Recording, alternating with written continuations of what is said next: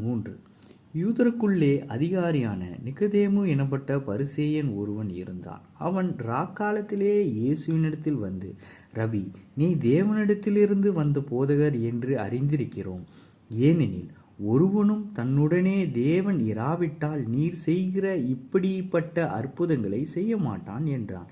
இயேசு அவனுக்கு பிரதியுத்தரமாக, ஒருவன் மறுபடியும் பிறவாவிட்டால் தேவனுடைய ராஜ்யத்தை காண மாட்டான் என்று மெய்யாகவே மெய்யாகவே உனக்கு சொல்கிறேன் என்றார். அதற்கு நிக்கதேமு, ஒரு மனுஷன் முதிர்வயதாய் இருக்கையில் எப்படி பிறப்பான்? அவன் தன் தாயின் கர்ப்பத்தில் இரண்டாந்தரம் பிரவேசித்து பிறக்கக்கூடுமோ என்றான். இயேசு பிரதியுத்தரமாக, ஒருவன் ஜலத்தினாலும் ஆவியினாலும் பிறவாவிட்டால் தேவனுடைய ராஜ்யத்தில் பிரவேசிக்க மாட்டான் என்று மெய்யாகவே மெய்யாகவே உனக்கு சொல்கிறேன். மாம்சத்தினால் பிறப்பது மாம்சமாயிருக்கும், ஆவியினால் பிறப்பது ஆவியாயிருக்கும். நீங்கள் மறுபடியும் பிறக்க வேண்டும் என்று நான் உங்களுக்கு சொன்னதை குறித்து ஆச்சரியப்பட வேண்டாம்.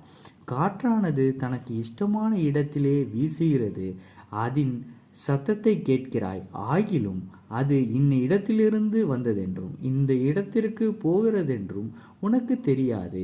ஆவியினால் பிறந்தவன் எவனோ அவனும் அப்படியே இருக்கிறான் என்றார். அதற்கு நிக்கதேமு, இவைகள் எப்படி ஆகும் என்றான். இயேசு அவனை நோக்கி, நீ இஸ்ரவேலில் போதகனாயிருந்தும் இவைகளை அறியாமல் இருக்கிறாயா?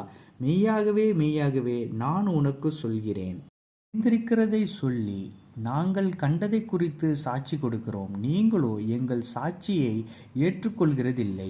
பூமிக்கு அடுத்த காரியங்களை நான் உங்களுக்கு சொல்லியும் நீங்கள் விசுவாசிக்கவில்லையே. பரம காரியங்களை உங்களுக்கு சொல்வேனானால் எப்படி விசுவாசிப்பீர்கள்? பரலோகத்தில் இருந்து இறங்கினவரும் பரலோகத்திற்கு இருக்கிறவருமான மனுஷகுமாரனே அல்லாமல் பரலோகத்துக்கு ஏறினவன் ஒருவனும் இல்லை.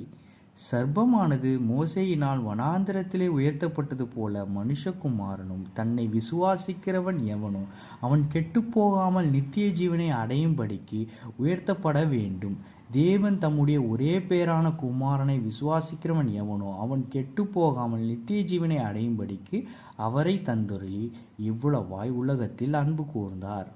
உலகத்தை ஆக்கினைக்குள்ளாக தீர்க்கும்படி தேவன் தம்முடைய குமாரனை உலகத்தில் அனுப்பாமல் அவராலே உலகம் இரட்சிக்கப்படுவதற்காகவே அவரை அனுப்பினார். அவரை விசுவாசிக்கிறவன் ஆக்கினைக்குள்ளாக தீர்க்கப்படான். விசுவாசியாதவனோ தேவனுடைய ஒரே பேரான குமாரனுடைய நாமத்தில் விசுவாசம் உள்ளவனாய் இராதபடியினால் அவன் ஆக்கினை தீர்ப்புக்குட்பட்டாயிற்று.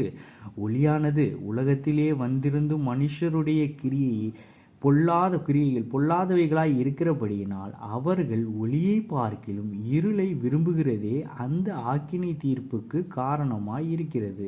பொல்லாங்கு செய்கிற எவனும் ஒளியை பகைக்கிறான், தன் கிரியையை கண்டு பிடிக்கப்படாதபடிக்கு ஒளியினிடத்தில் வராதிருக்கிறான். சத்தியத்தின்படி செய்கிறவன் தன் கிரியைகள் தேவனுக்குள்ளாய் செய்யப்படுகிறது என்று வெளியாகும்படிக்கு ஒளியினிடத்தில் வருகிறான் என்றார்.